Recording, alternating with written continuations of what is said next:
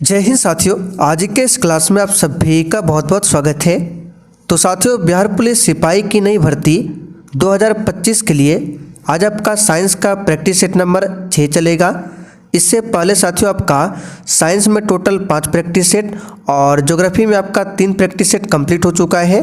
और अगर आप में से किसी का पीछे का प्रैक्टिस सेट छूटा हुआ है तो आपको क्या करना है, यूट्यूब पर चले जाना है और आपको सक्सेस वर्ल्ड एमसीक्यू जो चैनल है इसको सर्च करके अंदर आ जाना है और यहाँ पर देखिए प्लेलिस्ट है, इस पर क्लिक करना है। तो जैसे ही प्लेलिस्ट पर क्लिक करेंगे तो आपको क्लास मिल जाएगा ये वाला। ये शाम 7:30 बजे की क्लास है जिसमें ज्योग्राफी का 3 प्रैक्टिस सेट हुआ है और ये है आपका साइंस का क्लास, ये भी आपका शाम 7:30 बजे होता है। और रात 8 बजे की क्लास ये वाला है, यानी कि बिहार पुलिस के लिए 3 प्लेलिस्ट है, प्लेलिस्ट 1, प्लेलिस्ट 2, प्लेलिस्ट 3। तो यहाँ पर जाकर आप उन सभी वीडियो को देख सकते हैं। तो चलिए इसी के साथ आज के सेट को स्टार्ट करते हैं। तो साथियों, आज का पहला क्वेश्चन देखिए, भूरा कोयला के रूप में किसे जाना जाता है? लिग्नाइट, कोक, बिटुमिनस या फिर डी पीट को? चलिए बताइए क्वेश्चन 1 के लिए आंसर क्या होगा। बहुत ही शानदार क्वेश्चन है, भूरा कोयला के रूप में किसे जाना जाता है। और जो भी साथी चैनल पर पहली बार आए हैं आप लोग क्लास टाइमिंग को नोट कर लीजिए, ये बिहार पुलिस के लिए रेगुलर का क्लास का टाइमिंग है। तो कोयला हमने आपको बताया था 4 प्रकार के कोयला है, जिसमें सबसे बढ़िया कोयला होता है आपका एंथ्रासाइट, जिसमें कार्बन की मात्रा सबसे अधिक होती है। उसके बाद पीट कोयला होता है जो कि सबसे घटिया क्वालिटी का कोयला होता है। अच्छा, भारत में सबसे अधिक किस प्रकार का कोयला है? तो बिटुमिनस प्रकार का कोयला भारत में सबसे अधिक है। और लिग्नाइट कोयला जो है इसी को कहा जाता है भूरा कोयला। तो यहाँ पर ए ऑप्शन आपका सही जवाब है। चलिए अगला क्वेश्चन, आयोडीन किस रूप में पाया जाता है?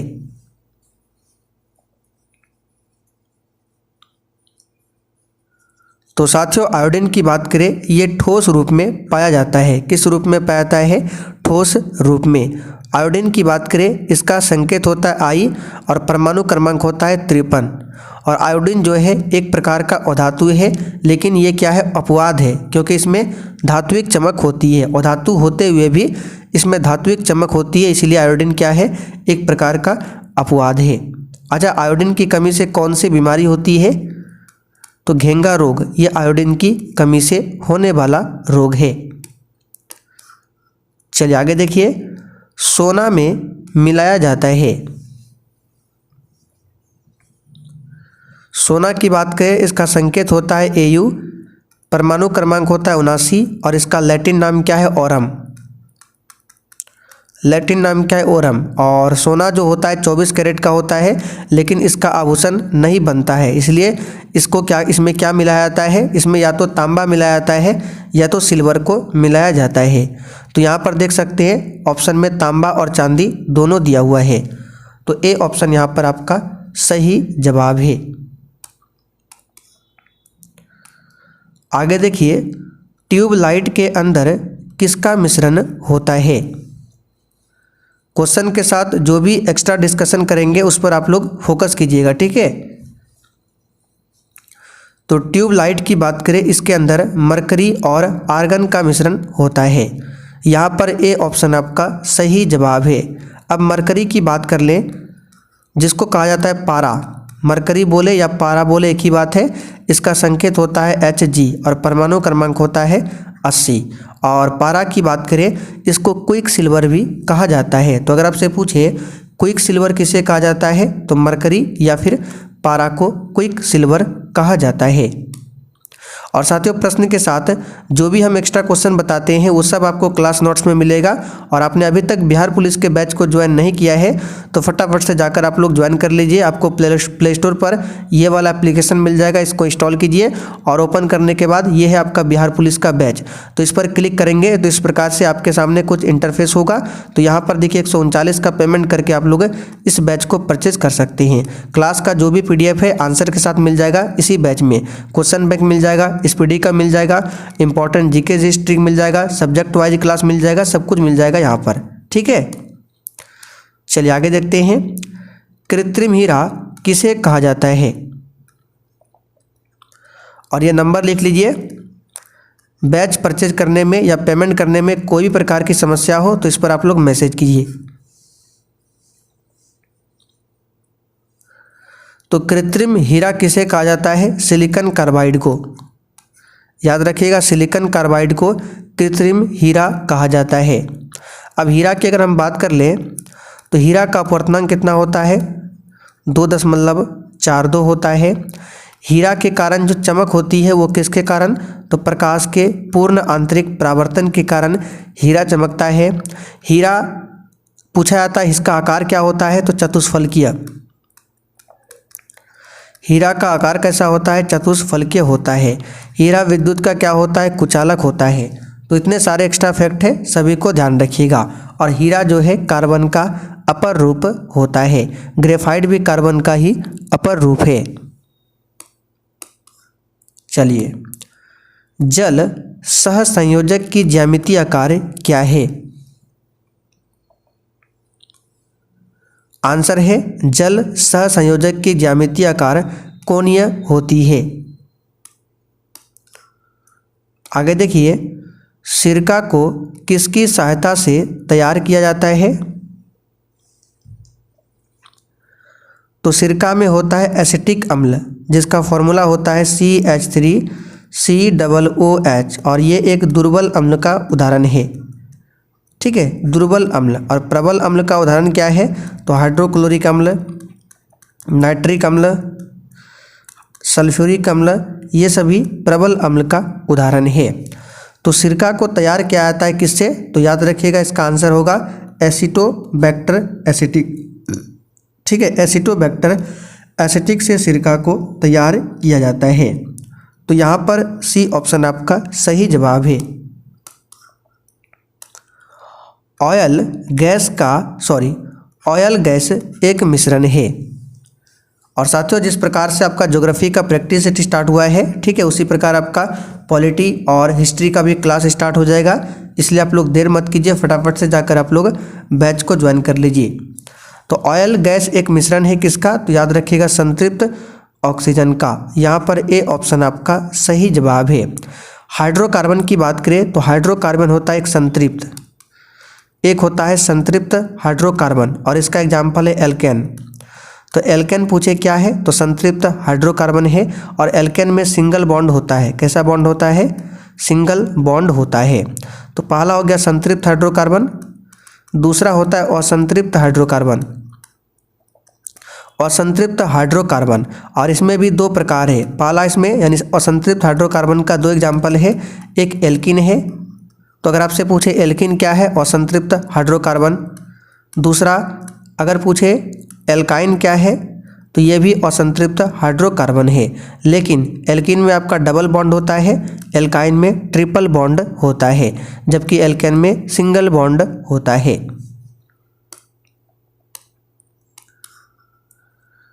आगे देखिए, गन मेटल किसका मिश्रण है? एक भी क्वेश्चन को छोड़ना नहीं है और आप लोग रेगुलर क्लास को अटेंड कीजिए, ठीक है। तो गन मेटल सबसे पहले जानते हैं पीतल। तो पीतल जो है कॉपर और जिंक के मिश्रण से बनता है। अगर कॉपर जिंक के मिश्रण में हम निकेल को मिला दें तो ये बन जाता है जर्मन सिल्वर। अब कांसा की बात करें तो ये कॉपर और टीन के मिश्रण से बनता है। यहाँ पर पूछा गया है गन मेटल किसका मिश्रण है।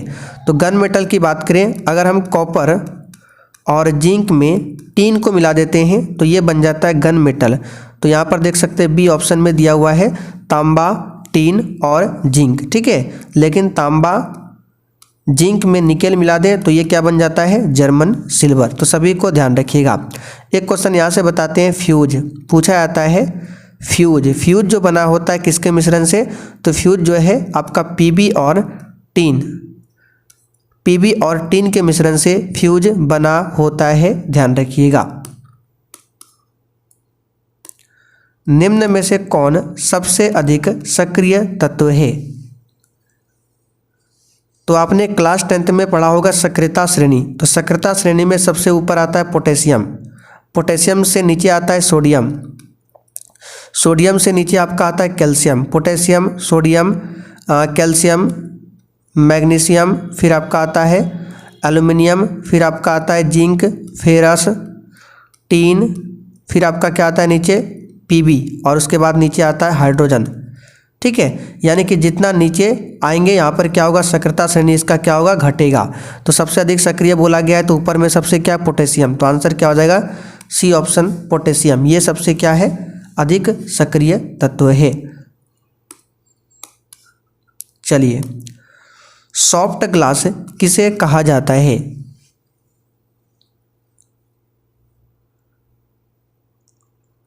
आंसर है सोडा ग्लास को ही सॉफ्ट ग्लास कहा जाता है, ध्यान रखिएगा।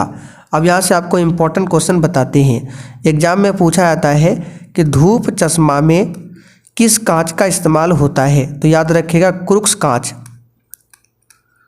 क्रूक्स कांच का इस्तेमाल किस में होता है, धूप चश्मा में, और ये 0 डायोप्टर का होता है।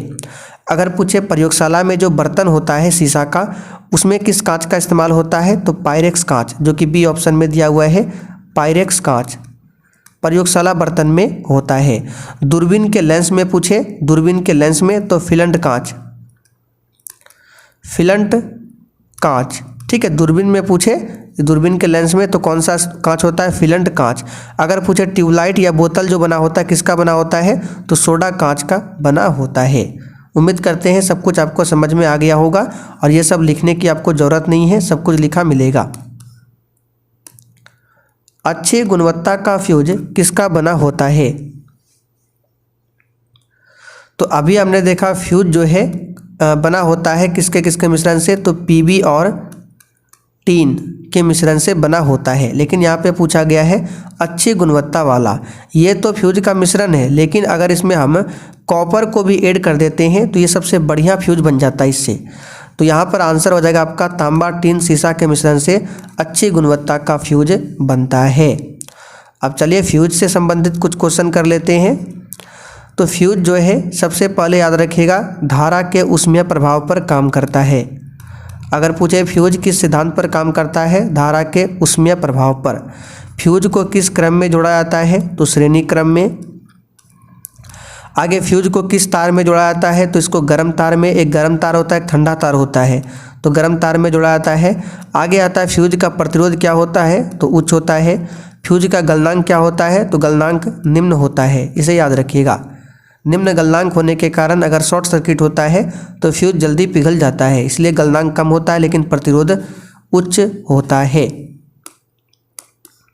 चलिए, शल्य क्रिया में पट्टियों के रूप में प्रयोग किया जाता है। तो साथियों शल्य क्रिया में पट्टियों के रूप में इस्तेमाल होता है कैल्शियम सल्फेट का, कैल्शियम सल्फेट का। चलिए आगे देखते हैं। मेंडलीव की आवर्त सारणी में ऊर्ध्वाधर कॉलम को डैश कहा जाता है। आंसर है वर्ग। अच्छा, जो आधुनिक आवर्त सारणी है वो किसने दिया था, मोसले ने। और इसमें टोटल कितने वर्ग है, 18 वर्ग है, और आवर्त कितने हैं, 7 आवर्त है। वर्ग को ही बोला जाता है ग्रुप। क्या बोला जाता है, ग्रुप। ठीक है, निम्नलिखित में से सबसे भारी तत्व कौन सा है? ये बिहार एसएससी में पूछा हुआ क्वेश्चन है, बताइए।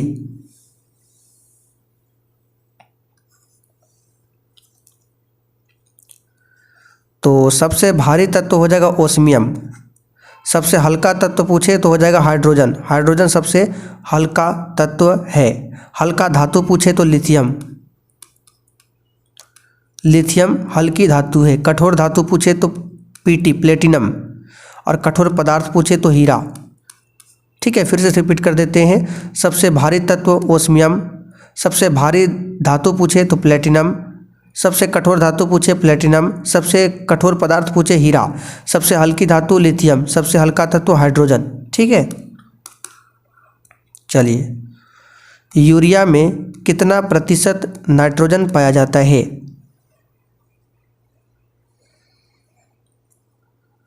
तो यूरिया का सूत्र होता है NH2 CONH2 यूरिया का फॉर्मूला है और इसमें लगभग मान सकते हैं 46% नाइट्रोजन पाया जाता है। अब यहाँ पर हमको देखना पड़ता है ऑप्शन के अकॉर्डिंग, तो ऑप्शन में 46% के आसपास 49 दिया हुआ है, तो हम सी मान सकते हैं आंसर। ठीक है, ध्यान रखिएगा। यूरिया की बात करें तो प्रयोगशाला में बनाया गया पहला कार्बनिक यौगिक है यूरिया। बायोगैस का मुख्य अवयव क्या है? तो बायोगैस बोले, प्राकृतिक गैस बोले, हम सब बता चुके हैं। इसमें मुख्य अवयव मीथेन होता है। फॉर्मूला इसका होता है CH4 और इसे मार्स गैस भी कहा जाता है। धान की खेत से पूछे कौन सी गैस निकलती है, तो यही मीथेन गैस। कोयला की खदान से यही मीथेन गैस। कृत्रिम वर्षा उत्पन्न कराने में किसका उपयोग होता है?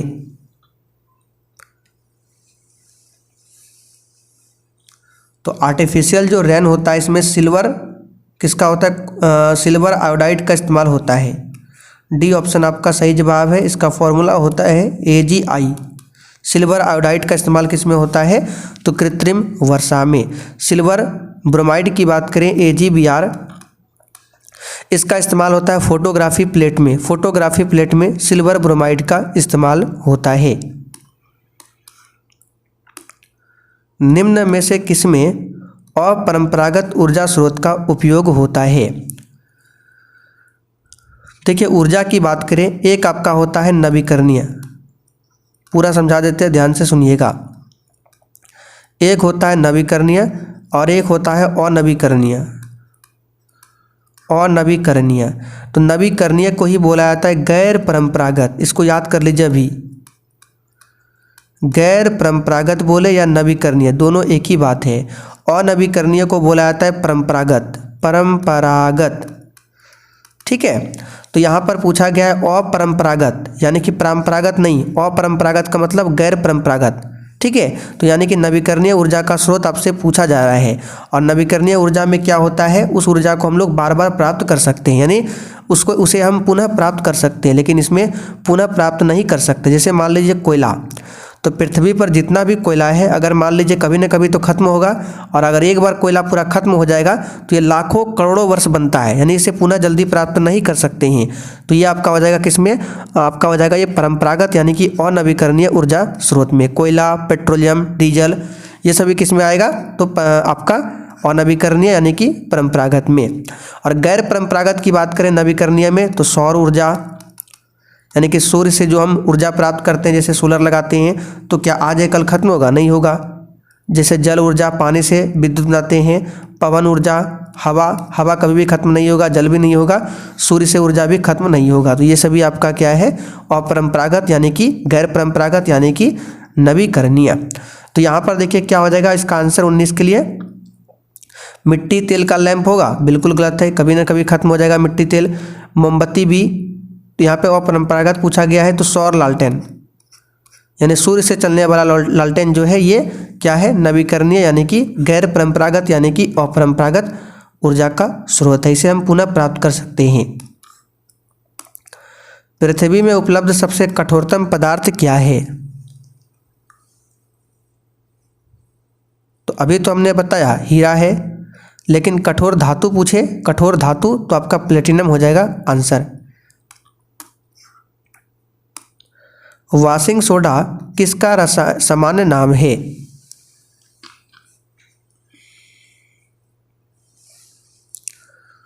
तो वॉशिंग सोडा बोले या धोने वाला सोडा, ये आपका सोडियम कार्बोनेट का सामान्य नाम है।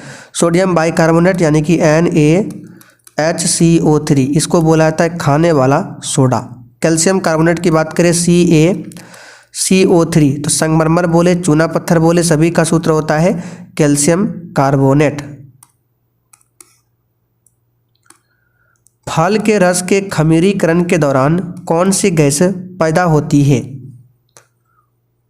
खमीरीकरण का मतलब होता है फल से जो शराब बनता है, यानी फल से शराब बनाना खमीरीकरण कहलाता है, और इसके दौरान कार्बन डाइऑक्साइड गैस उत्पन्न होता है। द्रव में होता है, देखिए आप सभी जानते हैं, एक होता है ठोस, एक होता है द्रव, एक होता है गैस। ठीक है, 3 अवस्था के बारे में आप सभी जानते हैं। ठोस में क्या होता है, इसका आकार निश्चित होता है, आयतन भी निश्चित होता है। ठीक है, ठोस का आकार निश्चित होता है, आयतन भी निश्चित होता है और ये असंपीड्य होता है, यानी इसको दबा नहीं सकते ठोस को। इतना याद रखिएगा। मान लीजिए हम अगर यहाँ पे लेते हैं एक लोहा का टुकड़ा लेते हैं और इसको अगर नापते हैं, मान लीजिए 5 kg का लोहा है। क्या है, 5 kg का लोहा है, तो ये हमेशा 5 kg का ही लोहा रहेगा, चाहे इसको किस में भी रख दे। अगर मान लीजिए लोहा को रख देते किसी टीन में या किसी बर्तन में, तो उसका आकार जिस तरह से, अगर मान लीजिए इसे स्क्वायर में लोहा है, गुटका है लोहा का, तो इसी प्रकार से रहेगा। ना इसको दबा सकते हैं, ना इसका वजन बढ़ेगा, कुछ नहीं होगा, यानी कि आपका ठोस है। द्रव की बात करें तो द्रव में देखिए आयतन निश्चित होगा, यानी मान लीजिए अगर पानी, दूध ले लेते हैं, अगर दूध 2 लीटर का है तो ये हमेशा 2 लीटर का ही रहेगा, लेकिन इसका आकार क्या होता है, बदलते रहता है। अगर हम इसको गिलास में दूध को भरते हैं, मान लीजिए गिलास में हमने दूध को भरा तो दूध गिलास के आकार का हो जाएगा। दूध को अगर हमने कटोरा में रखा तो दूध कटोरा के आकार का हो जाएगा, यानी दूध का आकार बदल रहा है, आयतन वही रहेगा। अगर मान लीजिए 2 लीटर दूध है, इसको गिलास में रखते हैं तो गिलास के आकार हो गया, इसी 2 लीटर दूध को कटोरा में रखते हैं तो कटोरा आकार हो गया, लेकिन लीटर ये आपका 2 ही रहेगा, यानी इसका आयतन फिक्स होगा लेकिन इसका आकार बदलेगा। तो द्रव में पूछा गया क्या होगा, देखते हैं। नियत आयतन बिल्कुल सही है, आयतन नहीं बदलेगा। नियत आकार गलत है, अभी हमने बताया आकार इसका बदलेगा। नियत आयतन बिल्कुल सही है। अनियत आकार, यानी आकार क्या बोल रहा है, अनियत, यानी बदलते रहेगा, बिल्कुल सही है। अत्यधिक संकोचन, संकोचन मतलब दबाना। क्या होता है, संकोचन मतलब होता है दबाना, तो द्रव को भी उतना हम नहीं दबा सकते। ठीक है, यानी पानी को हम दबा नहीं सकते, कोई भी द्रव को उतना दबा नहीं सकते, तो ये भी गलत हो जाएगा। नियत आयतन बिल्कुल सही है, अनियत आकार बिल्कुल सही है। असंकोचन, असंकोचन का मतलब दबा इसको भी नहीं सकते, बिल्कुल सही है। सी ऑप्शन सही जवाब है। लेकिन गैस की अगर हम बात कर लें, गैस का, तो इसका आकार भी अनिश्चित होता है, आयतन भी अनिश्चित होता है और इसको दबा भी सकते हैं, जितना चाहे इसको दबा सकते हैं गैस को। ठीक है, ये संपीड्य होता है गैस, संपीड्य। तो गैस द्रव का पूछा गया, आंसर क्या होगा, सी वाला। ये 9th क्लास का चीज था, आपने पढ़ा होगा। निम्न में से किस यौगिक में आयोनिक तथा सहसंयोजी दोनों आबंध होते हैं। देखिए यहाँ से आपको एक ट्रिक बताते हैं। अगर मान लीजिए धातु और अधातु है तो इसमें आपका आयनिक बंधन होगा, आयनिक बंधन होगा। अगर मान लीजिए दोनों अधातु है तो इसमें हो जाएगा सहसंयोजी बंधन। तो ऑप्शन ए की अगर हम बात कर लेते हैं तो यहाँ पे क्या है, Na2SO4, बी ऑप्शन में CaCl2 और ये H2O NH3। तो बोला गया इसमें से आयोनिक तथा सहसंयोजी दोनों आबंध किस में होते हैं, तो पहले तो इसका आंसर याद कर लीजिए, बी ऑप्शन CaCl2, इसमें दोनों होगा। ठीक है, अब हम एग्जांपल लेते हैं NaCl। इसमें पूछेगा कि इसमें क्या है, आयनिक बंधन है या फिर सहसंयोजी बंधन है। तो सोडियम आप सभी जानते हैं धातु है, क्लोरीन अधातु है, तो इसमें क्या होगा, धातु अधातु में आयनिक बंधन, इसमें आयनिक हो जाएगा। अब Na2CO3 की बात करें तो सोडियम धातु, ये अधातु, इसमें भी आयनिक बंधन। NaNO3, इसमें भी आयनिक बंधन। लेकिन अगर H2O की बात करें, ये भी अधातु, ये भी अधातु, इसमें क्या हो जाएगा, सहसंयोजी। CO2, इसमें भी सहसंयोजी। NH3, इसमें भी सहसंयोजी। CH4, इसमें भी सहसंयोजी। HCl, इसमें भी सहसंयोजी। सभी को ध्यान रखिएगा। रेडियो सक्रियता को मापने के लिए वाणिज्यिक रूप से उपलब्ध यंत्र है, यानी कि कोई भी पदार्थ कितना ज़्यादा रेडियो सक्रिय है, इसको मापने के लिए किसका इस्तेमाल होता है, GM काउंटर, यानी GM गुणक का इस्तेमाल होता है।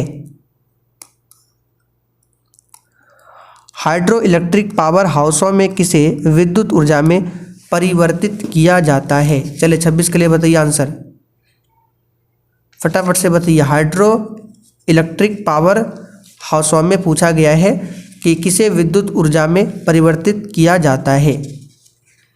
तो यहाँ पर आपका आंसर क्या हो जाएगा, जल की स्थितिज ऊर्जा।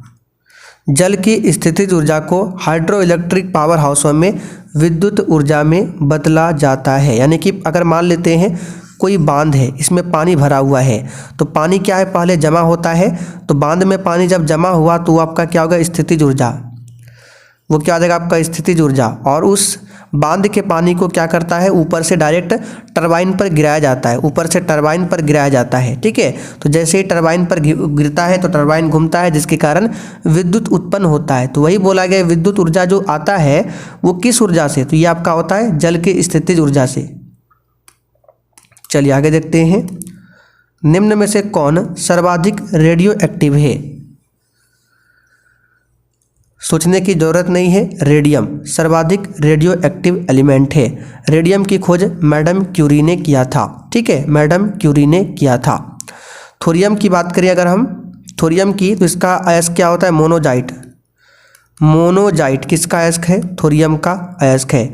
यूरेनियम का अयस्क क्या है, पिच ब्लेंड, ये हम बता चुके हैं कई बार, पिच ब्लेंड यूरेनियम का अयस्क है। एक विद्युत चुंबक की शक्ति बढ़ाई जा सकती है। तो एक विद्युत चुंबक की शक्ति को कैसे बढ़ा सकते हैं, तो हमने आपको बताया था धारा को बढ़ाकर। धारा को बढ़ाकर, मान लीजिए कोई तार है, अगर इसमें 220 वोल्ट का करंट है तो इसके अगर पास आप जाएंगे तो आपको करंट नहीं लगेगा, इसका चुंबकीय फील्ड उतना तगड़ा नहीं होता है। मान लीजिए कोई वायर है और ये 25,000 वोल्ट का है, 25,000 वोल्ट का, अब इसके पास जाइए तो ये आपको खींच लेगा, यानी कि जितना अधिक करंट होगा इसका चुंबकीय क्षेत्र भी उतना ही अधिक होगा। इसका मतलब चुंबकीय विद्युत चुंबक की शक्ति बढ़ाई जा सकती है, किसके कारण, तो धारा को बढ़ाकर। जितना अधिक करंट देंगे उसका फील्ड क्या होगा, उतना ही अधिक होगा। तो याद रखिएगा, धारा को बढ़ा करके। एक सेल का ईएमएफ क्या है, इसको डायरेक्ट याद रखिएगा, अदिश राशि, कई बार हम बता चुके हैं। विद्युत विभव क्या है, यह भी अदिश राशि है। विभवांतर क्या है, अदिश राशि है। चलिए आखिरी क्वेश्चन, एक परमाणु बम के विस्फोट में अपार ऊर्जा निःसृत होती है, वह मुख्यतः होती है किसके कारण, तो आंसर है आरंभिक पदार्थ के द्रव्यमान की अपेक्षा कम द्रव्यमान वाले पदार्थ के उत्पादन के कारण। बी ऑप्शन यहाँ पर आपका सही जवाब है। परमाणु बम का आविष्कार किसने किया था, ओपनहाइमर ने। ओपनहाइमर ने परमाणु बम के सिद्धांत पर काम करता है, विखंडन के सिद्धांत पर। कैसा विखंडन, तो अनियंत्रित विखंडन के सिद्धांत पर। चलिए आगे देखिए, आखिरी क्वेश्चन 31 नंबर वही है। चलिए लास्ट क्वेश्चन था, तो बताइए आपने कितने क्वेश्चन सही किए, और किसी भी प्रकार का डाउट हो तो आप लोग नंबर पर मैसेज करके पूछ सकते हैं। बाकी क्लास के बारे में हमने आपको बता दिया, आप लोग देर मत कीजिए, पॉलिटी का भी क्लास आपका स्टार्ट होने वाला है।